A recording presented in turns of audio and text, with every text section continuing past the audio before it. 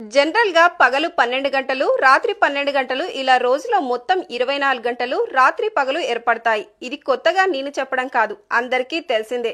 కానీ ఈ డిసెంబర్ నెలలో ఓ రోజు మాత్రం ఏకంగా 16 గంటలు రాత్రి ఉండనుందంట. అంటే అదనంగా 8 గంటలు రాత్రి సమయం ఉండనుంది. ఏంటి, నమ్మలేకపోతున్నారా?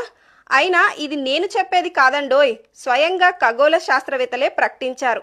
ఈ నెల 21న దాదాపు 16 గంటల పాటు రాత్రి సమయం, మిగిలిన 8 గంటల పాటు పగలు ఉండనుందని శాస్త్రవేత్తలు తెలిపారు.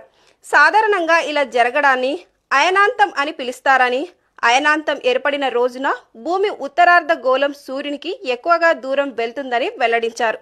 ఆ సమయంలో చంద్రకాంతి భూమిపై చాలా సమయం ఉంటుంది. ఇది శీతాకాలంలో ఏర్పడుతున్నందున దీనిని శీతాకాలపు అయనాంతం అని అంటారని ఖగోళ శాస్త్రవేత్తలు చెబుతున్నారు.